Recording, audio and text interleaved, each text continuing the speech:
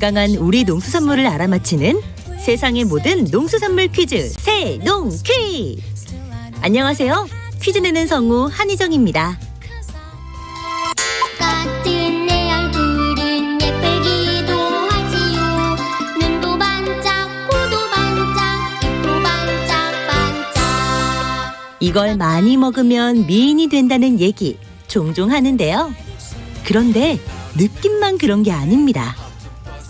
피부 미용에 좋은 비타민C가 다량 함유돼 있어서 빨갛게 익으면 반짝거리는 이것처럼 피부도 반짝반짝 예뻐진다고 하고요. 피로물질을 제거해주는 유기산이 많아서 혈색도 좋아집니다. 여기서 강력 힌트 하나 더 나갑니다. 거울아 거울아, 세상에서 누가 제일 예쁘니? 동화 백설공주에도 등장하는 이것 무엇일까요? 자, 정답 아시는 분들은 단문 50원, 장문 100원이 드는 유료 문자 샵 9730으로 보내주세요. 20분께 행운의 선물을 드릴게요.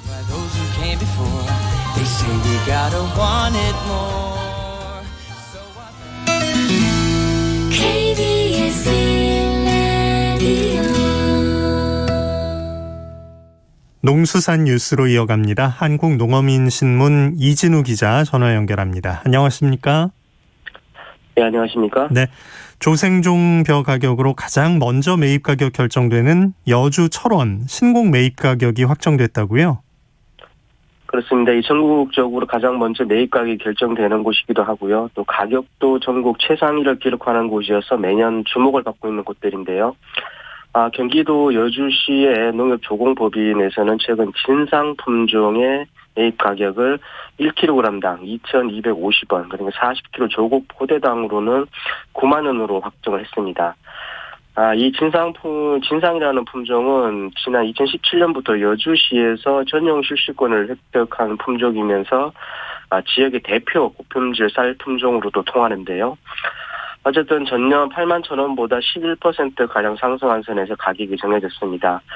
그리고 또 영호진미라는 품종도 있는데 이 품종의 매입 가격도 지난해 7만 9천 원보다 5천 원 정도 오른 8만 4천 원으로 결정됐다고 합니다. 네, 철원은 5대벼 단일 품종에 대한 가격이 결정됐는데 이것도 조금 올랐나요?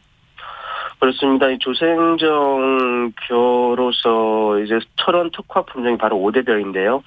5대벼 산지인 철원의 동성농협에서도 매입 가격을 킬로그램당 2,040원, 40kg 조국 포대당으로 치면은 8만 1,600원에 결정했다고 합니다.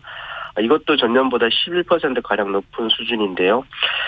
특히 여주 지역과는 달리 철원은 5대벼가 주력 품종이라는 점에서 이번 가격 결정이 더욱 관심을 끄는 대목입니다. 네. 자, 이 품종들이 가격이 이 정도 오른 이유는 어디에서 찾을 수 있나요? 최근 들어서 산지 쌀값이나 조국 가격은 내림세를 보이고 있는 상황입니다. 하지만 이들 품종이 우선 조생종이라는 점과 지역에 특화된 품종이라는 점에서 가격이 높게 책정됐다고 볼 수 있겠습니다. 특히 이들 농협에서는 그 농자재 가격 그리고 인건비 등의 영농비가 모두 올랐기 때문이다. 이런 이유도 밝혔습니다. 네. 다들 주목하고 있다고 하셨는데 향후에 다른 지역들에 어떤 영향을 미치게 될까요? 앞서 말씀드린 것처럼 이들 지역 같은 경우는 벼 매입 가격이 가장 먼저 정해지는 지역인데다가 그래서 전국 농협에서의 벼 매입 가격 형성에도 일정 수준의 영향을 미친다 이렇게 보는데요. 대부분의 농협이 벼 매입 가격을 정할 때 농민 대표자들이 함께 참여하는 가격결정위원회라는 것을 운영하고 있고요. 이 위원회에 참여하는 농민 대표자들이 아무래도 이들 지역의 가격 결정 동향 이것을 감안하게 되기 때문입니다. 네. 자, 그런데 올해 생산량이 전년에 비해서 늘어날 것이다 이런 전망이 있잖아요. 그렇습니다. 평년 단수로 계산해도 380만 톤을 넘어서게 될 것이다 이런 전망이 조심스럽게 나오는 상황입니다. 지난해가 350만 7천 톤 정도였는데 이것보다 30만 톤 가량 많은 양이라 이렇게 전망이 되는 셈인데요. 지난해 같은 경우를 보면은 2020년산 쌀 추정 수요량이 밥쌀용과 가공용 그리고 비축용 등을 모두 포함해서 한 367만 톤 정도였습니다. 그러니까 생산량이 추정대로이고 신곡 수요량이 만약 2020년도 정도 수준이라는 점을 감안한다 하더라도 그러면 한 13만 톤 넘게 이렇게 남는다 결론이 이렇게 도출이 될 수 있을 것 같습니다. 네. 물론 어디까지나 산술적 추정이고요. 8월 16일 기준 농촌진흥청 작황조사에서는 평년보다도 오히려 더 좋은 것으로 나타나게 됐습니다. 예. 정부 보유 양곡량도 궁금한데 조금 부족하다 싶다고 보고 있다고요? 그렇습니다. 정부는 별 문제 없다 이런 이야기인 것 같은데 지금 남아있는 정부 양곡이 UN 식량농업기구 FAO 권고 비축량이 크게 부족하다는 겁니다. 일각에서는 2020년 양곡연도 기말 재고 그러니까 10월 30일 10월달 기준인데요. 이 기준으로 국내산은 7만 톤 정도 남을 것이다 이런 이야기도 나오고 있는데요. 그래서 30에서 35만 톤 내외에서 이루어지던 정부의 공공비축이 원래는 늘어날지도 관심을 끄는 대목입니다. 네. 또 공익직불제 도입 이후에 벼 가격이 만약에 떨어지기라도 한다면 이전 직불제에 비해서 농가 수익이 떨어지게 되고 이것이 또 문제가 될 것이다 이런 점도 있는데요.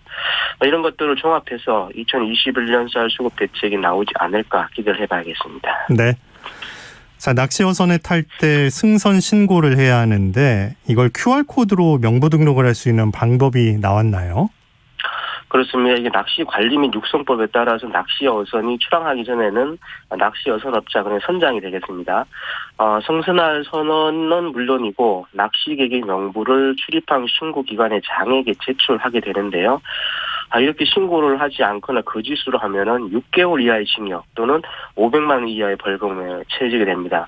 그러니까 반드시 해야 한다 이런 것인데 해양수산부가 이걸 좀 쉽게 할 수 있도록 낚시 어선 성선자 관리 시스템이라는 것을 구축해서 어제부터 서비스를 시작한다 이렇게 밝혔습니다. 네. 기존에 이제 적어서 제출하는 거에서 지금 그럼 바뀐 내용은 어떻게 하겠다는 건가요? 이미 개발해서 보급되어 있는 낚시해라는 앱이 있는데요. 성선자가 본인 스마트폰을 이용해서 이 앱에서 본인 인증과 QR코드를 발급받고요.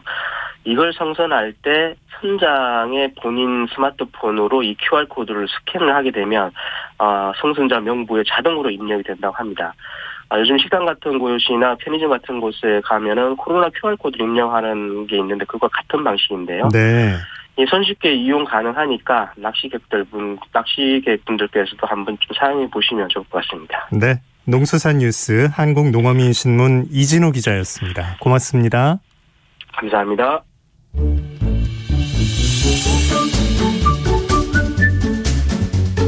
아침을 여는 기분 좋은 습관. KBS 오늘 아침 1라디오. 도시농부들을 위한 텃밭 가이드 수원 씨앗도서관 박영재 관장과 함께합니다. 안녕하십니까? 네, 안녕하세요. 네, 저 어제부터 전국적으로 비가 내리고 있는데 이번 비는 농사짓는 분들에게는 어떤 비로 다가오나요? 가을 비는 장인 구렛나루 밑에서도 피한다고 하는 속담이 있는데요. 그처럼 금방 내리다 그치기 때문에 걱정할 필요가 없다는 말인데 네. 이렇게 하루 종일 내리는 비는 좀 걱정이 되기도 합니다. 맞아요. 농사가 비의 영향을 정말 많이 받는데 계절마다 비의 역할이 다를 것 같긴 한데 이 좀 많이 내린다 싶은 이 가을비 어떻게 활용을 하면 좋을까요? 이제 꽃이 피고 꼬투리가 여물어가는 작물들에게는 굉장히 고마운 비가 되지만 꼬투리나 이삭이 꽉 차서 익어가는 작물들에게는 그다지 도움이 되지 않습니다. 꼬투리나 이삭에 털이나 까끌하기가 있는 것들은 빗물을 튕겨내고 배출하지만 그렇지 못한 것들은 빗물이 스며들어서 그 속에 싹이 나기도 하고 썩기도 합니다. 또 쓰러지기라도 하면 또 이 땅에 닿아서 이렇게 또 상하게 되죠. 가을 장마로 계속 수확해야 하는 작물들은 노랑 녹두와 같은 작물들이 있는데 좀 녹두 작물들은 계속 수확해야 되기 때문에 좀 피해가 많을 것으로 보입니다. 예. 여러 작물 하고 계신다면 그 빗물 튕겨내는 작물을 조금 나중에 보고 썩거나 싹이 날 염려가 있는 것들부터 좀 챙기셔야겠습니다. 오늘 이제 백로절기인데요. 관장님 이제 아침 저녁으로는 좀 서늘하잖아요. 비가 그치고 나면 좀 더 기온이 떨어질 것 같기도 하고 이 농사 짓기에는 어떻다고 봐야 하나요? 9월 접어들어서 아침 저녁으로 서늘한 날씨라서 농사를 하기에 좋은 날씨를 보여주고 있습니다. 곡식 작물들도 일부 쓰러진 것들도 있지만 잘 익어가고 있고 또 일찍 파종한 6월콩과 같은 작물들은 이미 수확한 것들도 있고요. 수확을 앞두고 있는 것들도 있습니다. 네. 수확을 한 작물들 어떤 것들인지 좀 들려주세요. 같은 날 파종했지만 검정 6월콩이 수확이 빨라서 3주 이전에 수확을 했고요. 네. 하얀 6월콩은 지난주 수확을 했습니다. 또 오가피콩이라고 부르는 6월콩은 다음 주면 수확을 하게 될 것 같습니다. 다른 곡식 중에서는 기장은 이미 수확을 했고요. 조는 아직 한 달은 더 있어야 익을 듯합니다. 네. 수수 중에는 단수수 줄기를 먹는 단수수라는 게 있는데 이 단수수는 일찌감치 지난주에 수확을 마쳤고요. 다른 수수들은 2주는 더 있어야 익을 듯합니다. 이렇게 곡식들이 익어가는 가운데 본격적인 이제 또 가을 작물 파종, 모종 심기, 모종 만들기가 계속되고 있어서 지금 당장 이제 가을 농번기인 것 같습니다. 아니 좀 농한기도 있나요? 관장님은 1년 내내 바쁘신 것 같네요. 6월 말 감자나 이런 작물들 수확하고 나면 잠시 그때가 농한기입니다. 잠깐. 네. 아까 오가피콩 말씀하셨는데 그 네. 콩은 뭔가 약효를 기대하는 겁니까? 이름에 오가피가 들어있네요. 네. 검정콩인데요. 보통 추석 때 송편 소국을 만들 때 썼다고 합니다. 그래서 추석에 딱 맞춰서 이렇게 수확을 앞두고 있는데요. 이 콩잎이 5장이라서 보통 콩잎은 3장인데 이 콩은 콩잎이 5장입니다. 그래서 오가피 잎을 닮았다고 해서 오가피콩이라고 부르는 겁니다. 그렇군요. 자, 이렇게 수확도 좀 기다리고 있는데 이 시기에 이제 심어야 할 작물들은 뭐가 있습니까? 오늘은 심어야 할 작물 가운데서 시금치에 대해서 한번 이야기해 보려고 합니다. 시금치는 씨앗의 모양을 보면 도깨비 방망이처럼 뿔을 달고 있는 것과 네네. 동그란 씨앗 두 가지가 있습니다. 뿔을 달고 있는 뿔 시금치 종류는 동양계 시금치라 해서 신안군에서 유명한 섬초, 그리고 포항에서 유명한 포항초, 남해초, 이 모든 것이 이제 동양계 시금치에 해당합니다. 이런 동양계 시금치는 잎사귀도 매끈하지 않고 잎 가장자리가 톱니처럼 결각이라는 것이 생긴 모양을 띠고 있습니다. 네. 그러면 서양계 시금치는 그 톱니처럼 그 모양이 없다는 뜻이겠네요? 네.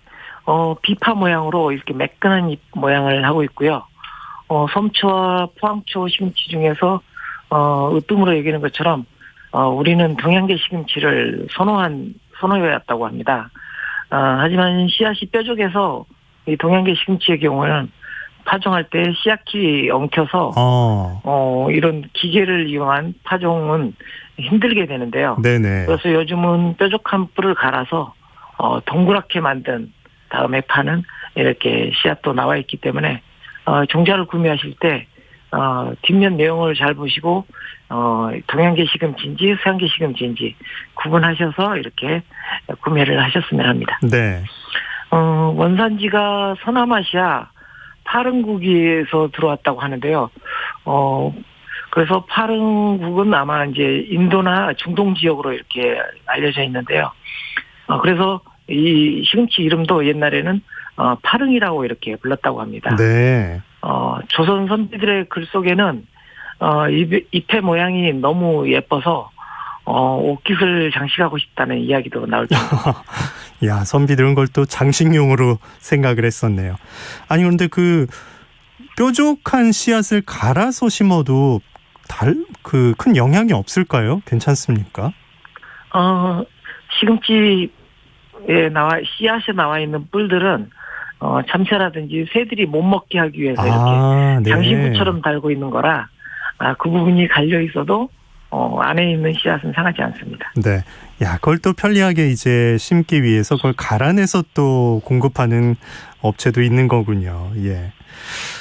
시금치 하면 이제 아이들에게 어른들이 이제 먹어라 몸에 좋다 이렇게 권하는데 또 아이들은 피하고 싶어하는 그런 식재료인데 이제 좀 자라고 나면 저절로 찾게 되죠. 진짜 뭐 잡채에도 들어가고 명절에 꼭 먹게 되는 것 같네요. 네, 우리나라에서는 주로 쌈이나 나물, 국거리용으로 이렇게 사용을 하고, 제사상이나 차례상의 나물, 그리고 잡채를 만들 때 꼭 사용하곤 하는데요. 근데 막상 추석 차례상이나 설 차례상 때쯤이면 귀한 것이 또 이 시금치이기도 합니다. 꼭 써야 할 때 귀해진다. 그게 시기적인 이유 때문에 그런가요? 네. 왜냐하면 시금치는 무더운 여름에는 자라지 않는데 한여름 파종해야 추석에 맞출 수가 있게 되고요. 또 추운 겨울에 따로 보온을 해두지 않으면 시금치를 구할 길이 없기 때문입니다. 시금치는 15도에서 20도 정도의 기온에서 잘 자라서 이맘때 파종을 해서 초겨울에 수확해서 먹고 남은 것은 노지에 월동을 시킨 다음에 이듬해 봄에 다시 수확을 할 수가 있습니다. 네, 노지에서 월동을 하는 작물이군요. 봄에 혹시 파종할 수는 없는 겁니까? 봄에 파종할 수도 있는데요.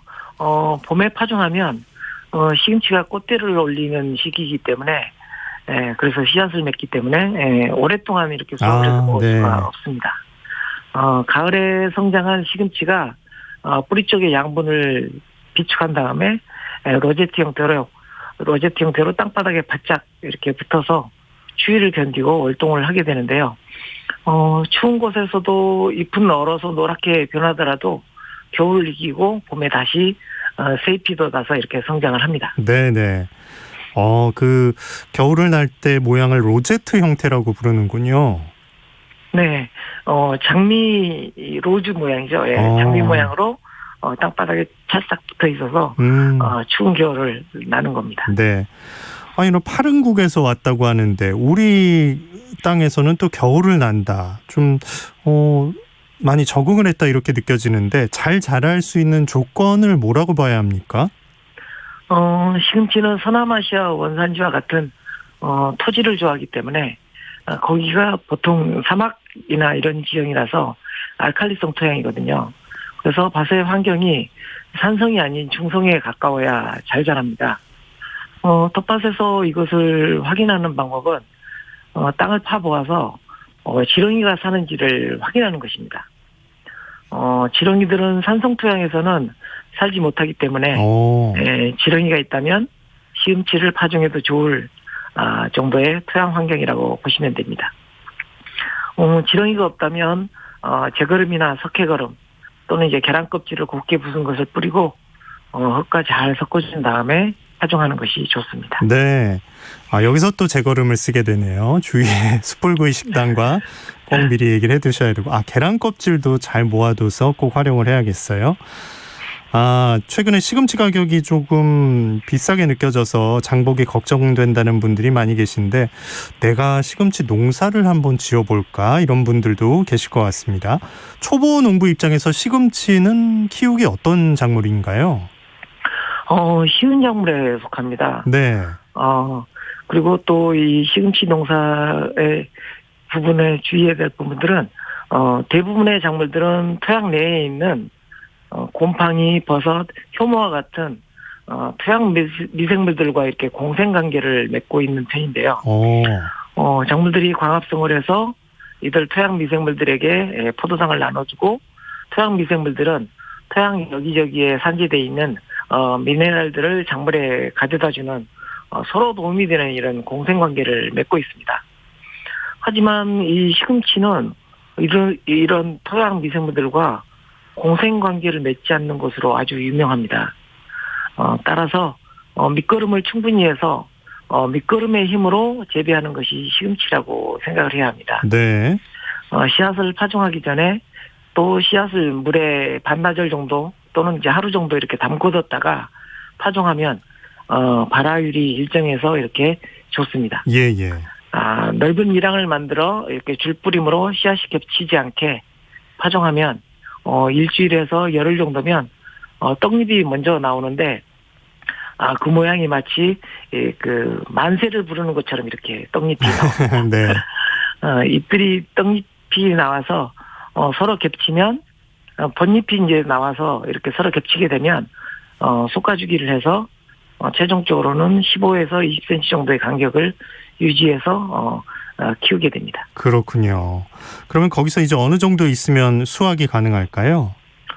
시금치는 심어서 40일에서 50일 정도면 수확이 가능하고 또 월동 후에는 다시 또 수확이 가능합니다. 월동 후에는 웃거름을 작물 주변에 충분히 줘서 성장을 시키면 봄에는 3주 정도면은 수확이 가능합니다. 네. 자, 그러면 이 토양에 지렁이가 이제 있는 걸 확인하고 심었는데 지렁이는 시금치 성장에는 전혀 나쁜 영향을 주진 않는 거겠죠? 네. 지렁이는 살아있는 그 식물을 이렇게 먹진 않기 때문에 분해자죠. 그래서 지렁이 때문에 시금치 걱정 안 하셔도 됩니다. 네. 자, 그런데 시금치 신기한 게 은행나무처럼 암그루, 수그루가 따로 있다고요? 네, 시금치는 암그루와 수그루가 따로 있고 또 해 길이가 점점 길어지는 봄이면 꽃대를 올리게 됩니다. 그래서 6월경에는 씨앗을 수확할 수가 있는데요. 암그루는 씨앗을 달고 나오고 씨앗 끝에 이렇게 미세하게 꽃이 피고 수그루는 꽃가루를 날리는 수꽃만 피우게 됩니다. 꽃가루가 송화가루처럼 노랗게 날려서 수분과 수정이 이루어지게 되는데요. 씨앗이 맺히면 너무 노랗게 되기를 기다리지 말고 약간 노릇할 때쯤 베어 말려서 씨앗을 수확해야 발화율이 좋아집니다. 그렇군요. 그럼 그 씨앗도 이제 뾰족뾰족한 뿔을 달고 있는 건가요? 네, 동양계 시금치일 경우는 뿔을 달고 있고요.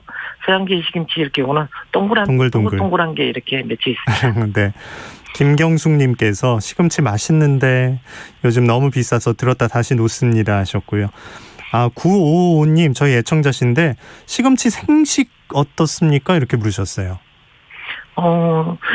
시금치는 그 수산이라고 하는 그런 안 좋은 성분이 있어서 특히 이렇게 혈액 관련해서 다리에 이렇게 돋는 그런 분들이라든지 아니면 발바닥이 아픈 그런 증상이 있는 분들은 좀 피하시는 게 좋고요. 너무 많이 드시면 좋지 않은 게 또 시금치이기도 합니다. 네, 시금치를 이렇게 바로 씻어서 그냥 드시는 경우는 많이 없죠? 보통 쌈으로 즐겨 드시는 분들. 쌈으로도 좋아하세요? 네. 그렇군요. 자, 시금치 농사 지을 때 어떻게 하는지 지금 좀 씨앗 심을 때부터 쭉 과정을 들어봤는데 전체적으로 좀 주의할 점 다시 한번 알려주신다면요. 시금치는 수확이 빠른 작물에 속하기 때문에 밑거름으로만 키운다는 것을 주의하셔야 합니다. 다른 웃거름을 하지도 않고 물론 월동을 하게 되면 웃거름을 별도로 해야 되지만 초기에 준 밑거름만으로 키운다는 걸 주의하시고 또 대신에 시금치가 키우기에 편한 이유는 병이나 벌레가 없어서 쉽다는 겁니다. 그래서 병이나 벌레를 퇴치하기 위해서 별도로 이런 조치를 취하지 않으셔도 잘 키울 수 있는 작물이고요. 우리 흔히 이제 뽀빠이 네. 나이 드신 분들한테는 뽀빠이로 알려져 있고 또 젊은 친구들한테는 파파이스로 알려져 있는 게 네. 애니메이션에서 이제 시금치를 먹었던 주인공을 연상하실 텐데요. 맞아요. 그만큼 비타민과 철분이 풍부한 채소가 이 시금치입니다. 그래서 아무래도 좀 지금 적기 때문에 시작해 보시기를 바랍니다. 네. 자, 이 겨울을 이기고 나온 시금치가 왠지 더 맛있을 것 같다 이렇게 생각하는 분들 계신데 맛 면에서는 어떻습니까? 맞습니다. 겨울을 나기 위해서 뿌리 쪽에다 당분을 비축하기 때문에 뿌리 쪽이 빨갛게 이렇게 색깔이 들면서 당분을 많이 비축합니다. 그래서 겨울을 난 시금치가 당연히 가을에 재배해서 먹는 시금치보다는 훨씬 더 당도도 높고 맛도 좋아집니다. 네. 윤성숙 님도 관장님 반갑습니다. 저도 시금치 씨 좀 심어야겠어요 하셨고요. 오늘 얘기 뭐 잘 들으셨으면 당연히 하실 수 있을 겁니다. 또 다른 분은 줄기가 길쭉한 시금치와 짧은 시금치 혹시 영양가 차이가 있을까요? 궁금해 하셨어요. 네, 아까 말씀드렸듯이 줄기가 긴 시금치가 서양계 시금치에 속하고요.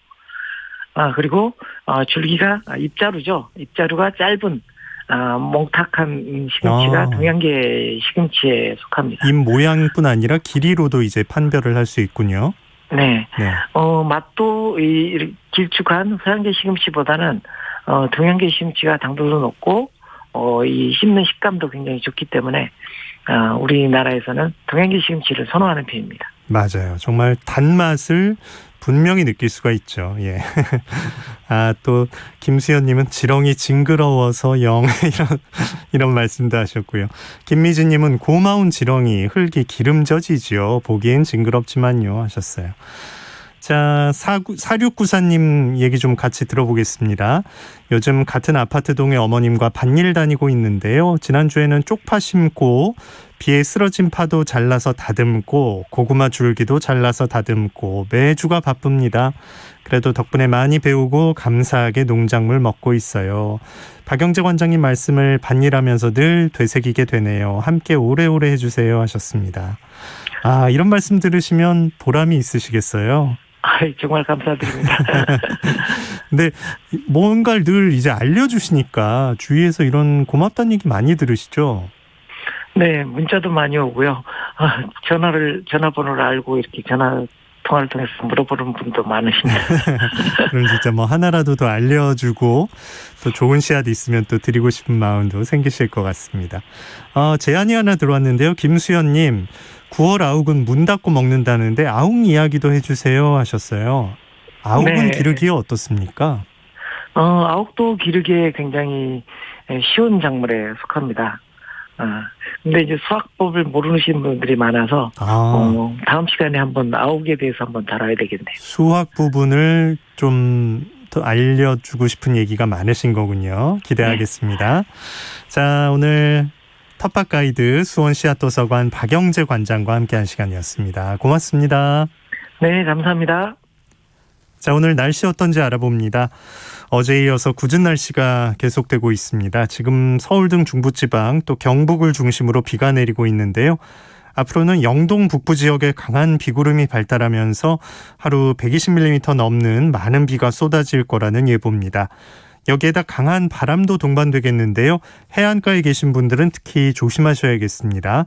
지금 동해와 서해상에 풍랑특보, 또 서해안을 따라선 강풍주의보가 내려져 있습니다.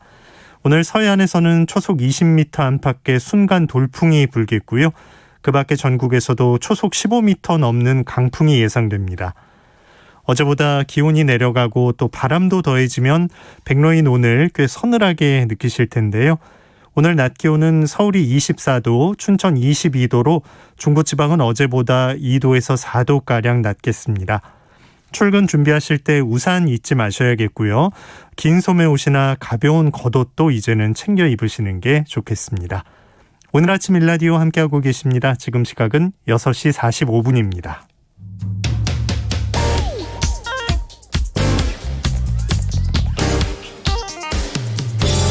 오늘 아침 뉴스 브리핑 정상근 기자와 함께합니다. 안녕하십니까? 안녕하십니까? 네, 코로나19 상황 어땠는지부터 알아볼까요?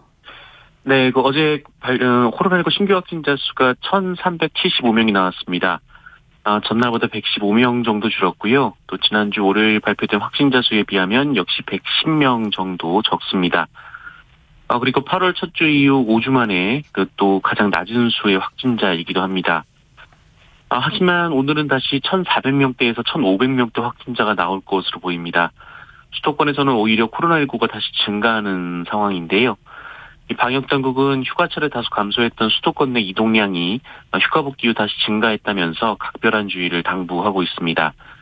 특히 수도권 유행이 지속될 경우 추석 때 비수도권으로 다시 또 확산될 수 있다라는 우려를 하고 있습니다. 한편 방역당국은 최근 언론에서 이어지고 있는 이른바 위드 코로나 논의와 관련해서 용어 사용을 자제해달라라고 당부하기도 했습니다. 네. 방역 긴장감이 낮아질 수 있다라는 우려 때문인데요. 다만 문재인 대통령은 어제 이 코로나 상황이 진정돼 나가면 방역과 일상을 조화시킬 수 있는 이 새로운 방역 체계로의 점진적 전환을 모색할 수 있을 것이라고 말했습니다. 네. 자, 윤석열 전 검찰총장의 고발 사주 의혹이 계속 제기되고 있어요. 네, 윤석열 전 총장이 이 검찰 간부를 통해 미래통합당의 법력권 인사들에 대한 고발을 사주했다라는 의혹을 인터넷 매체 뉴스버스가 보도한 바 있는데요. 어제 관련해 몇 가지 보도가 추가로 이어졌습니다. 일단 뉴스버스는 총선 전에 그러니까 지난해 4월 3일과 4월 8일 이 김웅 의원과 이 당시 미래통합당 선거대책위원회 관계자가 주고받은 텔레그램 대화 내용을 보도했는데요. 이 대화에서 김웅 의원은 당시 대검 간부였던 손준성 보냄이라는 문구와 함께 고발장 그리고 관련 자료들을 전달했습니다. 또 직후 이 해당 관계자에게 텔레그램 대화방 삭제를 요청했다고 하는데요. 이 뉴스버스는 위법성을 인식하고 있었던 것 아니냐라는 의혹을 제기했습니다.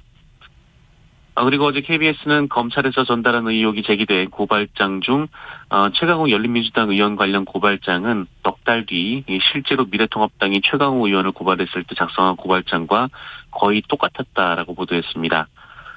윤석열 전 총장 측과 국민의힘은 해당 고발장이 쓰이지 않았다 이렇게 주장을 했는데 실제로 사용됐을 수 있다라는 지적이 보도였습니다. 네.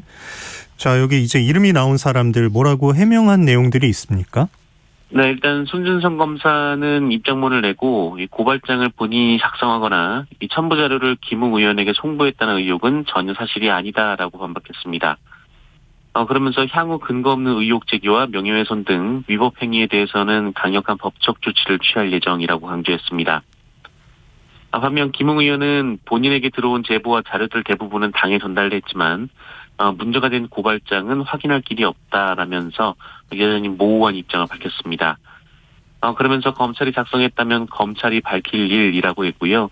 또 방폭파를 지시한 것은 이 제보자 신원을 보호하기 위한 일상적인 일이라고 주장했습니다. 윤석열 전 검찰총장은 계속해서 정치 공작을 주장하고 있고요. 이 권력과 언론이 합심해 음해성 보도를 하고 있다라고 주장했습니다. 하지만 뉴스버스 측은 관련 제보는 국민의힘 인사가 했다라고 밝힌 바 있습니다. 네.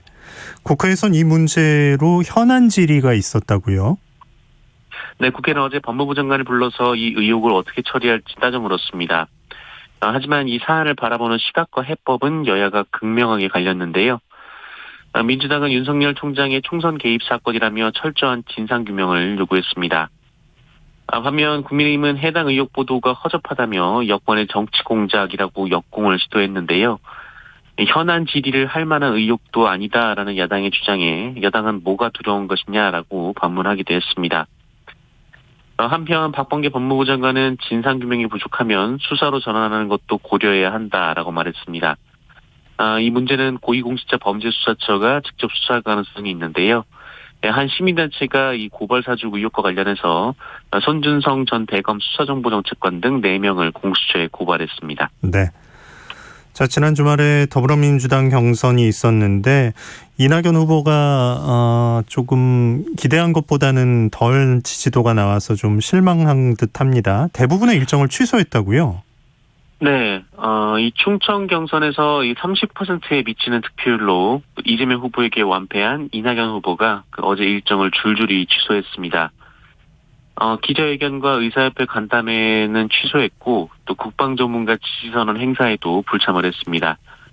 어제 예정됐던 방송 출연도 녹화 1시간 전에 갑자기 취소를 했습니다.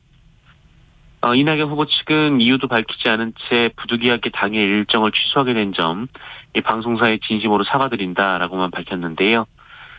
유일하게 일정대로 참석한 금융노조 간담회에서도 말을 극도로 아끼면서 그 와ppe 후유증을 내비쳤습니다. 이낙연 후보는 종일 의원회관에 머물면서 경선 전략을 재검토했고 캠프도 긴장감 속에 하루 내내 대책 회의를 이어갔습니다. 반면 기선을 제압한 이재명 후보는 오는 일요일 경선지인 강원도를 찾아서 새몰이에 나섰습니다. 이재명 후보 캠프는 충청 경선 승리로 확장력이 입증됐다라고 밝혔고요. 이 다른 후보들도 완주 의지를 내비쳤습니다. 네. 자, 오세훈 서울시장은 기획사정 의혹을 제기하고 있네요. 네, 오세훈 서울시장은 지난 4월 보궐선거 기간 토론회에서 파이시티 사건은 이 본인의 임기 중 인허가한 사건은 아닌 걸로 기억한다라고 말했다가 이 선거 후 허위사실 공표로 고발당한 바 있습니다. 이 특혜 논란에 휩싸였던 파이시티는 오세훈 시장 시절에 인허가를 받았고 오세훈 시장의 측근이 이 문제로 시력을 사기도 했는데요. 경찰은 지난달 31일 이 사건과 관련해서 서울시청을 압수수색한 바 있습니다. 그런데 어제 오세훈 시장이 자신에 대한 수사가 이 청와대 하명을 받은 불법 수사라고 주장했습니다. 오세훈 시장은 온라인 브리핑을 열고 불법 수사를 자행하는 공안경찰에 항의한다라면서 이 과잉 압수수색에 이어 형사소송법 위반 등 이 수사 과정을 보면 청와대 하명에 따른 경찰의 기획사정 의혹이 있다라고 주장했습니다. 오세훈 시장은 경찰이 절차를 지키지 않고 수사했으며 이 자신에게 유리한 증언은 배척했다라는 취지로 주장했는데요. 그러면서 서울시장 선거의 불법 공작 선거의 망령이 되살아났다라고 주장하기도 했습니다. 네. 자, 민주노총 위원장 검찰에 송치됐다고요? 네, 불법 집회를 주도한 혐의로 경찰에 구속돼 수사를 받던 양경수 민주노총 위원장이 어제 검찰에 넘겨졌습니다. 양경수 위원장은 지난 7월 3일 이 전국 노동자대회 등 서울 도심에서 열린 여러 불법 시위를 주도한 혐의로 이 감염병 예방법 위반, 집시법 위반, 그리고 일반 교통방해 등의 혐의를 받았는데요. 지난 13일 법원에서 구속영장이 발부된 바 있습니다. 양경수 위원장은 공식 발표 없이 호송차에 올랐고요. 이 경찰서 밖에서 자신을 기다리고 있던 조합원들을 향해 양손을 흔들어 보이며 화답하기도 했습니다. 민주노총에 따르면 양경수 위원장은 민주노총 관계자들에게 이 총파업 성사에 최선을 다해달라라고 말했다고 합니다. 일부 민주노총 조합원들은 이날 경찰서 앞에 대기하고 있다가 그 양 위원장이 탄 호송차를 향해 뛰어들면서 집단 항의하기도 했는데요. 경찰이 호송차 앞을 가로막았던 조합원 한 명을 공무집행방해 혐의로 연행하려고 하자 또 양측의 충돌이 일부 있었습니다. 경찰은 해당 조합원의 신원을 확보한 뒤 현장에서 석방 조치했고 시위대는 이후에 해산을 했습니다. 네. 군 부실급식 논란이 또 제기됐어요. 네, 육군의 한 부대에서 훈련 기간 동안 장병들에게 식사로 김치와 밥만 제공했다 이런 주장이 제기됐습니다. 그제 육군훈련소 대신 전해드립니다라는 페이스북 페이지에는 이 자신이 해당 사단에서 복무 중인 병사라고 밝힌 제보자가 부실급식을 주장하는 글을 올렸습니다. 제보자는 지난달 5사단과 3사단의 KCTT 전투훈련에 참여했다면서 훈련 기간 중 원래 배식하기로 한 식단이 나오지 않고 김치와 밥만 배식해줘서 먹은 횟수만 5번이 넘는다라고 말했습니다. 또한 그래도 군인이 참고 버티려 했다면서도 이 바라는 것은 하루빨리 이 부대에서 병영식단 개선 및 용사에 대한 처우가 개선되는 것이라고 말했습니다. 해당 부대는 해당 훈련은 실제 전장 상황을 체험해보는 전투훈련으로서 참가 부대는 야전 취사만 가능했다라고 했고요. 이 부식 저장이 제한되는 상황에서 폭염으로 인해 식중독이 우려됐기 때문에 부대별로 추가차를 마련해 대체하도록 했다라고 밝혔습니다. 네. 자, 뉴스 브리핑 정상근 기자와 함께했습니다. 고맙습니다. 고맙습니다.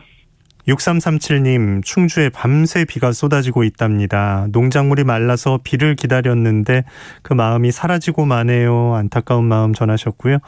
4775님, 오늘도 강릉에서 후포로 출근 중입니다. 비가 많이 오네요. 운전 조심해야 할 것 같습니다. 좋은 하루 되세요 하셨습니다. 1188님, 경북 영덕의 산골짜기입니다. 오늘도 비가 많이 오고 있어서 큰일입니다. 이틀 전에 참깨 베어서 비닐을 덮고 왔는데 비바람에 완전히 망가졌네요. 너무 마음이 아픕니다. 날씨가 좋아지기를 바랍니다 하셨습니다. 자, 오늘 비와 바람 조심하셔야겠습니다. 오늘 아침 일라디오 아나운서 김재홍이었습니다. 내일 아침 이 시간에 다시 오겠습니다. 고맙습니다.